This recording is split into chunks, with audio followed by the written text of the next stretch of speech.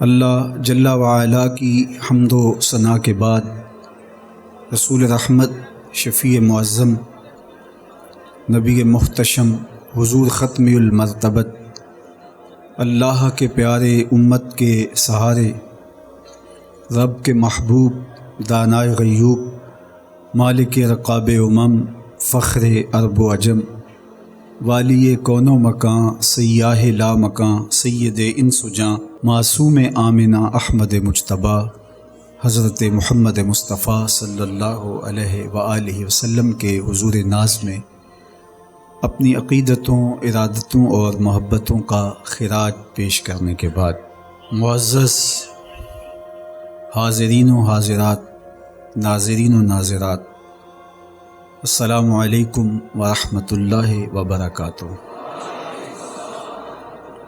کتاب رحمت قرآن مجید نے ہمیں مخاطبت کرتے ہوئے ارشاد فرمایا، وَكَذَلِكَ جَعَلْنَاكُمْ أُمَّةً وَسَطًا، کہ ہم نے آپ کو امت وسط بنایا۔ تو دو چیزیں یہاں بیان فرمائی گئی، ایک تو ہمارا نام، ہمارا تعارف، ہماری پہچان امت کے ذریعے سے کی گئی ہے کہ تم امت ہو، اور یہ وہ امت ہے جو میرے حضور نے جوڑی ہے۔ تنکا تنکا کر کے یہ گھونسلہ بنا، کوئی روم سے آیا، کوئی حبشے سے آیا، کوئی فارس سے آیا، کوئی مکے کا باسی تھا، کوئی مدینے کا رہائشی تھا، کوئی یمن سے سفر کرتا ہوا آن پہنچا، اور یہ ایک امت بنی۔ میرے حضور نے امت بنائی تھی، فرقے ہم نے بنائے ہیں۔ مجھے بتاؤ، جس نے امت جوڑی تھی اس کے قلب اطہر پہ کیا گزرتی ہوگی؟ گھر میں دو بیٹے آپس میں بولتے نہ ہوں تو باپ کے حلق سے نیچے لقمہ نہیں اترتا۔ جس کی امت فرقوں میں بٹ گئی، طائف کے بازاروں میں، مکے کی گلیوں میں،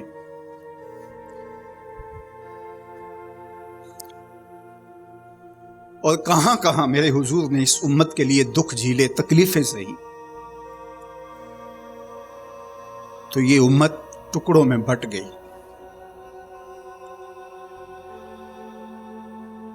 حضور سے ہمیں معافی مانگنا ہوگی۔ چھوڑ کے آپ کا دامن رحمت، آقا ہم سے بھول ہوئی، کھو دی اپنی قدر و قیمت، آقا ہم سے بھول ہوئی۔ دیکھ ہماری آنکھ مچولی، اپنے سینے اپنی گولی، بھول گئے ہم درس اخوت، آقا ہم سے بھول ہوئی۔ بن گئے سیم و زر کے بندے، تن کے اجلے من کے گندے، لٹ گئی ہم سے فقر کی دولت، آقا ہم سے بھول ہوئی۔ دنیا کے ٹھکرائے ہوئے ہیں، تیرے در پہ آئے ہوئے ہیں، کھول دے اپنا باب رحمت، آقا ہم سے بھول ہوئی۔ ہم سے غلطی ہوئی کہ ہم ٹکڑوں میں بٹ گئے، ہم گروہوں میں بٹ گئے، اور اس کا نتیجہ کیا ہے؟ آج پوری امت زخم زخم ہے، پوری امت لہو لہو ہے۔ کہا تمہاری ہوا اکھڑ جائے گی اگر تم نے حبل اللہ کو چھوڑ دیا، اللہ کی رسی کو چھوڑ دیا، تم نے رسول کے دامن کو ترک کر دیا، تم گروہی تقسیمات پہ یقین رکھنے لگے، تم نے 1.5 اینٹ کی مسجد کھڑی کر لی، تم تقسیم در تقسیم کے عمل سے گزرتے رہے، تم امت سے فرقہ، فرقوں سے جماعتیں، جماعتوں سے لابیاں، اور لڑکتے لڑکتے تم ٹکڑے ٹکڑے ہو گئے، تم کرچی کرچی ہو گئے، تو پھر تمہاری ہوا اکھڑ جائے گی، دنیا میں تمہاری کوئی عزت نہیں رہے گی۔ یہاں رک کے میں ایک اور جملہ بھی کہنا چاہتا ہوں۔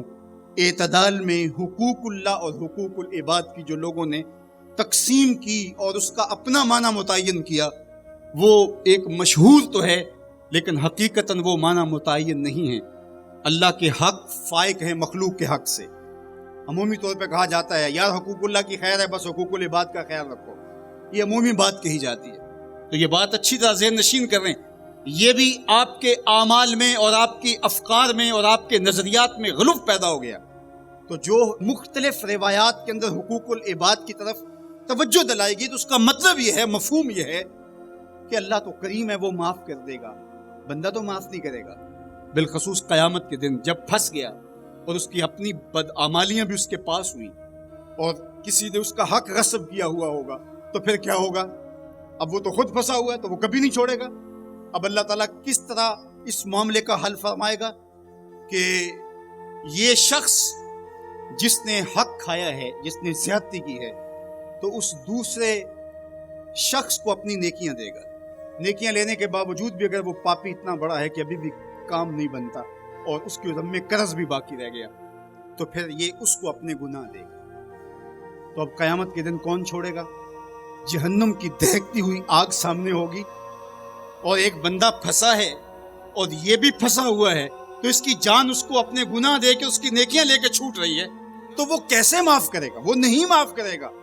اس لیے اس معنی کے اندر کہا کہ حقوق العباد میں کوتاہی نہ کرنا، اس لیے کہ اس کی معافی نہیں کرے گا، وہ اس کے پاس ایک چیز ہاتھ لگ جائے گی وہ تو غنیمت سمجھے گا۔ تو اس کا یہ مطلب بھی کہیں نہیں ہے کہ بندے کے حق کہیں غالب اور زیادہ ہیں، اللہ کے حق کم ہیں۔ جو حق بندے کا اللہ پر ہے، اللہ نے تو پیدا کیا ہے۔ الذی خلقک فسواک فعدلک، کہا تیرے حق میرے اوپر زیادہ ہے اس لیے کہ میں تیرا خالق لگتا ہوں۔ میں آپ سے پوچھتا ہوں، اس دنیا پر، اس عالم رنگ و بو میں، اس مادی کائنات میں سب سے زیادہ آپ کے کندھوں پر کس کے حق ہیں؟ تو آپ سب کہیں گے ماں کے حق۔ حضور سے بھی پوچھا گیا من ابرو، حضور میں سب سے زیادہ کس کے ساتھ حسن سلوک کروں؟ یہ حضور سے سوال کیا گیا تو میرے آقا کریم نے فرمایا امک، اپنی ماں کے ساتھ۔ تو اس نے پھر دوبارہ سوال کیا، پھر حضور نے فرمایا کہ اپنی ماں کے ساتھ۔ پھر کہا حضور میں سب سے زیادہ نیکی کس سے کروں؟ میری نیکیوں کا، میرے حسن سلوک کا سب سے زیادہ حقدار کون ہے؟ تو آقا کریم نے فرمایا امک، تیری ماں۔ تو پھر اس نے چوتھی مرتبہ کہا تو حضور نے فرمایا تیرا باپ۔ تو 3 مرتبہ حضور نے ماں کا ذکر کیا۔ علماء نے یہاں لکھا کہ والد اولاد کی تربیت کرنے کے لیے مشقت سہتا ہے، کمائی کرتا ہے، یہ ایک مرحلہ ہے اس کا۔ ماں 9 ماہ تک اس کو اپنے پیٹ میں رکھتی ہے، ایک مرحلہ یہ۔ پھر ولادت کا دوسرا مرحلہ، زچہ بچہ دونوں کے لیے موت و حیات کی کشمکش ہے۔ اور تیسرا مرحلہ اس کی تربیت کا جس کا باپ شامل ہوتا ہے۔ تو ماں کے 3 حق بیان کیے اور باپ کا ایک حق بیان کیا۔ مجھے بتاؤ، وہ ماں اور وہ باپ جو اولاد کو اپنی آنکھوں کا تارا اور نور نظر کہتی ہے، کیا اس کے حق ساری زندگی بھی کوئی لگا رہے تو ادا کر سکتا ہے؟ کسی نے کہا کہ میں نے ماں کو اپنے کندھوں پہ اٹھا کے حج کروایا اور موسم میں حدت اور گرمی اتنی تھی کہ اگر گوشت کا ٹکڑا زمین پہ پتھر پہ ڈال دیا جاتا تو وہ بھن کے کباب بن جاتا، کیا میں نے اپنی ماں کا حق ادا کر دیا؟ کہا تیری ولادت کے وقت جو اس نے تکلیف سہی، اس تکلیف کے ایک جھٹکے کا حق بھی ادا نہیں ہوا۔ یہ تیری ماں ہے، کیا تو اتنی بے وفا ہو گئی ہے کہ اس ماں کی مرضی اب تیری مرضی نہیں رہی؟ وہ باپ جس کی ہڈیاں بھی درد کر رہی ہیں اور وہ مزدوروں والے اڈے پہ بیٹھا ہے، اور جب کوئی مزدور لینے آتا ہے تو اس سے صحیح طرح سے اٹھا بھی نہیں جاتا، پھر بھی کلی والا ڈبہ اٹھا کے آگے بڑھتا ہے۔ تو حقوق والدین کے جو ہے وہ بہت سارے ہیں، کہا تو اس کے ایک درد کے جھٹکے کا جواب بھی نہیں دے سکا۔ ماں اولاد سے جو محبت کرتی ہے اور جو ماں کے حق ہیں وہ اتنے زیادہ ہیں کہ کسی پیمانے میں اس کو تولا نہ جا سکے۔ میں کہا کرتا ہوں سمندر کی پاتال تک تو کوئی پہنچ گیا ہوگا، لیکن ماں کے پیار کا کنارہ آج تک کسی نے نہیں پایا۔ یہ سڑکوں کے کناروں پر بڑے بڑے ہیوی ترازو نصب کر دیے گئے ہیں، پورا کنٹینر تول لیا جاتا ہے، لیکن آج تک ایسا ترازو میں نے نہیں دیکھا جس پر ماں کے پیار کو بھی تولا جا سکے۔ ماں جب بولتی ہے تو اس کے لہجے میں جبریل بولتا ہے، ماں جب مسکراتی ہے تو لگتا ہے جنت کی ساری کلیاں کھل اٹھی ہیں۔ اللہ نے ماں کے سینے میں وہ درد، وہ درک، وہ محبت، وہ چاہت، وہ پیار کا جہاں آباد کر دیا کہ سید خورشید گیلانی نے کہا تھا کہ اونچے ہوٹلوں میں کھانا کھانے میں وہ سرور کہاں جو چولہے پر بیٹھ کے ماں کے ہاتھوں سے پکی ہوئی چپاتیاں کھانے میں ملتا ہے۔ اور کہا اونچے اونچے اسٹیجوں پہ حضرت صاحب، عالی جناب، مفتی صاحب، قبلہ عالم، کیا کیا لفظ سننے کو ملتے ہیں، لیکن ان لفظوں میں وہ چاشنی کیا جو ماں کی زبان سے اوئے مٹھو اور اوئے ببلو کے اندر رکھی گئی ہے. ماں کے سینے میں تڑپتی ہوئی ممتا اور محبتوں کا جہاں، اس کی کوئی مثال ہی نہیں ہے. ماں کو اتنا پیار کیوں ہے اور ساری زندگی ماں کے حق ادا کرتا رہے پھر بھی حق ادا نہ ہو؟ کیوں؟ اس لیے کہ ماں نے جنم دیا ہے. یہی جواب ہے نا آپ کا کہ ماں اتنا پیار اس لیے کرتے، اس کے حق کتنے ہیں کہ میرے حضور نے کہا پھر ماں پھر ماں پھر ماں. اتنے حق کیوں ہیں؟ اس لیے کہ اس نے جنم دیا ہے. میرے جملے کو بار بار آپ نے سنا ہوگا، پھر سن لیجئے. جس نے جنم دیا ہے اس کو اتنا پیار ہے اور اس کے اتنے حق ہیں، تو جس نے خلق کیا ہے اس کو کتنا پیار ہوگا اور اس کے کتنے حق ہوں گے. تو اللہ کے حق غالب ہیں. تو یہ جو حقوق العباد کی تلقین کی جاتی ہے تو اس کا مفہوم یہ ہے کہ اس کی معافی نہیں ہوگی.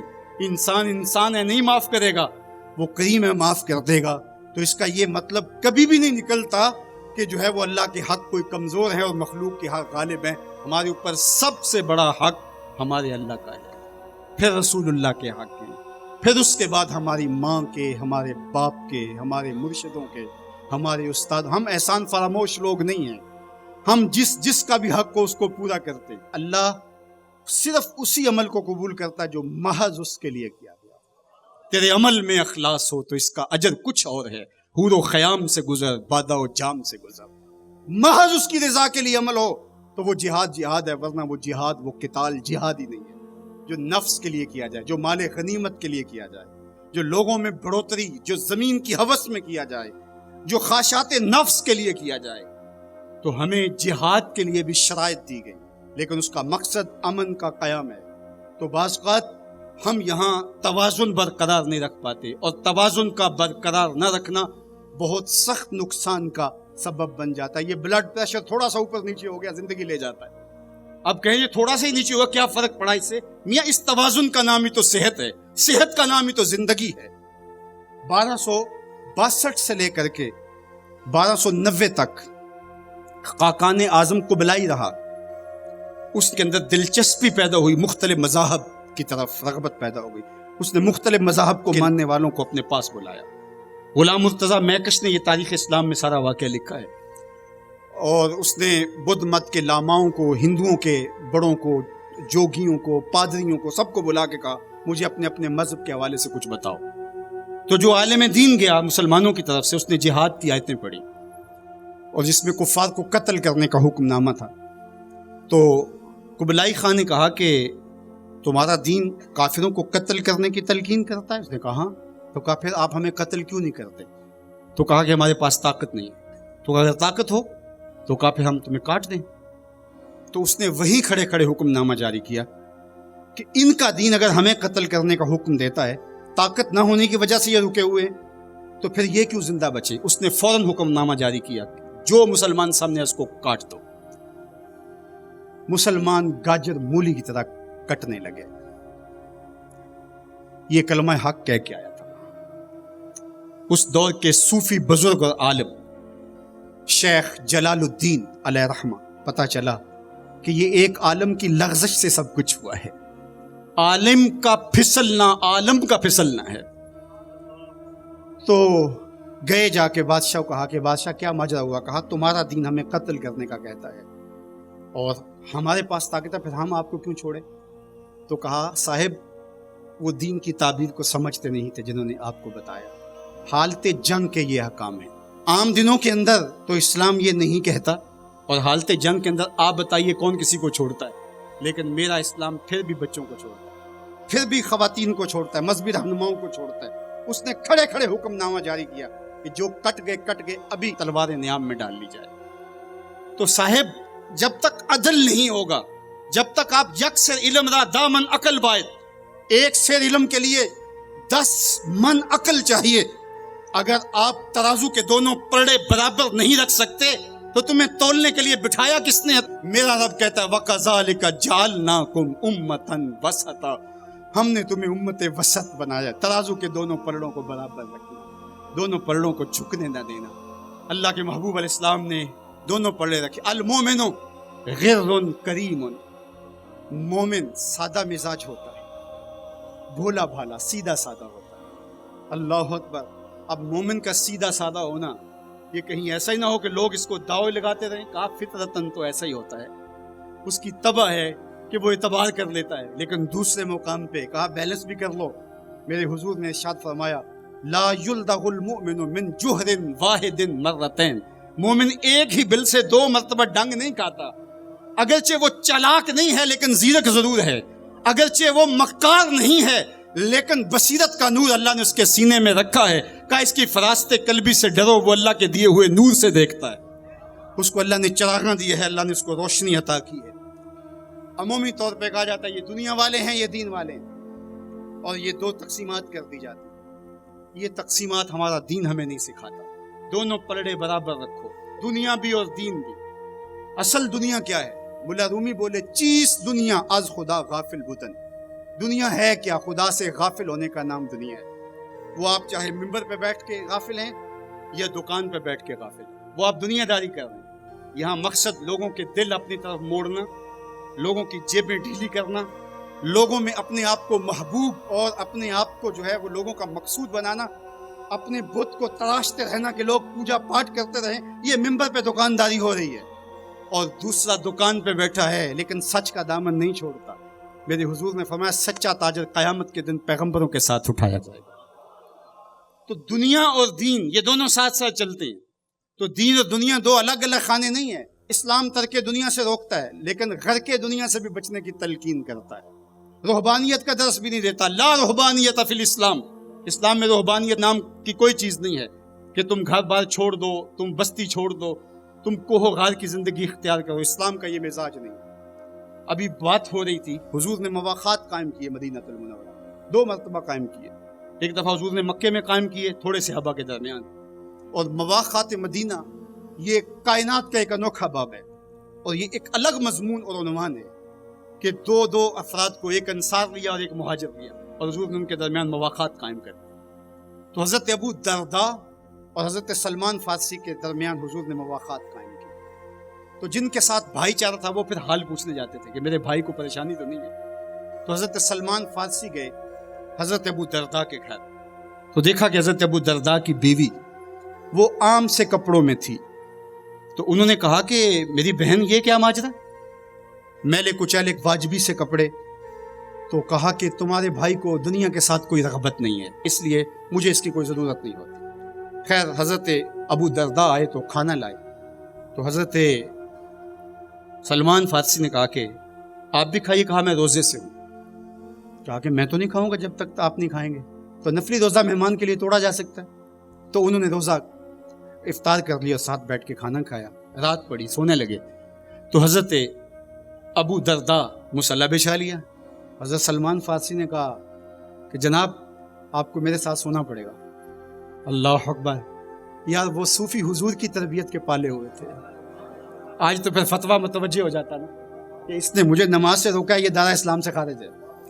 تو آپ نے کہا ٹھیک ہے، مہمان ہو، مہمان نوازی کا یہ بھی ایک ڈش ہے نا، چلو میں سو جاتا ہوں. سحری ہوئی تو سلمان فارسی اٹھے، ان کو اٹھایا، بیدار کیا، تہجد پڑھی دونوں نے.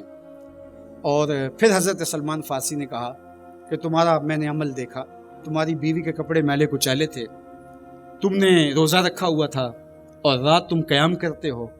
تو کہا کہ تمہارے نفس کا بھی تمہارے اوپر حق ہے، تمہارے اہل خانہ کا بھی تمہارے اوپر حق ہے، تمہارے رب کا بھی تمہارے اوپر حق ہے، اور تمہارے مہمان کا بھی تمہارے اوپر حق ہے، اور ہر ذی حق کا حق تمہیں ادا کرنا ہوگا. اور یہ بات چھڑی اور پھر دونوں چلتے ہوئے حضور کے پاس آ گئے. خوشاب و وقت کے فیض عام تھا ان کا، خوشاب و وقت کے بطح مقام تھا ان کا. کیسے وہ لمحے تھے. آج تو کوئی مسئلہ ہو تو کوئی ملتا ہی نہیں ہے. درد ہو تو سنائیں کس کو، زخم ہو تو دکھائیں کس کو، کہانی ہو تو کہیں کس سے، دکھڑے ہوں کس کی دہلیز پہ رکھیں، کس کے کندھے پہ سر رکھ کے روئیں، کوئی رہا ہی نہیں ہے. تو وہ اٹھے اور حضور کے پاس آئے اور حضرت سلمان نے اپنی کہانی سنائی اور ابو درداء نے اپنی بات کہی. تو میرے حضور نے کیا کہا سنو. میرے حضور علیہ الصلوۃ والسلام نے ارشاد فرمایا صدق سلمان. کہا میرے سلمان نے سچ کہا ہے.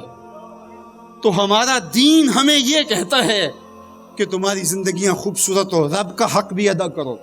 اور آپ جانتے ہیں کہ جب ایک بستی کو برباد کرنے کا حکم دیا گیا تو کہا کہ یہاں تو ایک بستی میں شخص رہتا ہے جس کا سر سجدے سے اٹھتا ہی نہیں، کہا میرے بندوں کے اوپر قیامتیں ٹوٹیں اور ان کے اوپر ظلم اور جبر کے پہرے ہوں اور اس کے ماتھے پہ شکن نہیں آتا، اس کے سمیت ہی بستی کو لٹ کے رکھ دو۔ یار عبادت کرتے ہو لیکن ہمسایوں کا خیال بھی رکھو۔ میرے حضور علیہ الصلوۃ والسلام نے لعاب پھینکا نا تو صحابہ نے اپنے ہاتھوں پہ لے کے اپنے منہ پہ بن لیا۔ کائنات کے اندر آپ کو ایسا کوئی محبوب نہیں ملے گا جیسے حضور۔ آپ نے عشق اور محبت کی لوک داستانیں بڑی سنی ہوں گی، لوگوں نے نہریں بھی کھودی، لوگوں نے محبوبوں کے لیے کیا کچھ نہیں کیا، لیکن آج تک آپ کو ایسا نہیں ملا ہوگا کسی محب نے محبوب کا لعاب بھی چاٹا ہو۔ کائنات میں یہ انوکھا باب ہے۔ تو حضور علیہ الصلوۃ والسلام نے فرمایا کہ تمہیں اس چیز پر کس نے ابھارا کہ میرا لعاب بھی اپنے چہروں پہ مل رہے ہو؟ انہوں نے کہا اللہ اور اس کے رسول کی محبت میں۔ تو میرے حضور نے اس کی نفی نہیں کی، لیکن ساتھ ہی فرمایا اگر کوئی چاہتا ہے کہ اللہ اس کے رسول سے محبت کرے اور اللہ اور اس کا رسول اس سے محبت کرے تو وہ ہمسایوں کے حقوق کا خیال کرے۔ یعنی تمہارا یہ پہلو بھی، تم عاشق رسول بھی ہو لیکن ہمسایوں کا بھی تو خیال رکھو۔ تمہارے گھر پہ جھنڈا تو لگا ہے حضور کے میلاد کا، لیکن اگر ہمسایوں کے گھر میں اندھیرا ہے تو یار اپنے گھر میں اس سال اگر چراغاں نہیں کر سکے، غریب ہمسائے کا میٹر کٹ گیا اس کا بل دے دو، آمنہ کا لال زیادہ خوش ہوگا، میلاد والا رسول زیادہ خوش ہوگا۔ اس لیے دونوں پلڑے برابر رکھو، نہ تو عبادات کے زعم میں تم خدمت خلق کو اور ہمسایوں کے حقوق کو اور رشتہ داروں کے حقوق کو بھول جاؤ، اور نہ یہ کہ تم خدمت خلق کے نام پہ عبادات کا مذاق اڑانے لگو۔ وَكَذَلِكَ جَعَلْنَاكُمْ أُمَّةً وَسَطًا۔ ادارت المصطفیٰ دونوں بازوؤں کے ساتھ اڑنے کی فکر رکھتا ہے اور امت وسط کے مزاج کو لوگوں میں راسخ کرنا شروع ہوتا ہے۔ ظاہر ہے جب کبھی اس بازو پہ زور پڑے تو کبھی اس بازو پہ زور پڑے تو بازو جھکنے لگتے ہیں، تو میرا اللہ مدد کرتا ہے۔ تو ایک امت بنو، دوسرا امت وسط بنو، تو پھر دیکھنا تمہاری شاہین صفت پرواز اس کو کوئی چھو بھی نہیں سکے گی۔ تم پھر بڑھتے رہو گے اور تمہارا بڑھنا منزل آشنا ہوگا، اور تو راہ نورد شوق ہے منزل نہ کر قبول، لیلا بھی ہم نشیں ہو تو محمل نہ کر قبول۔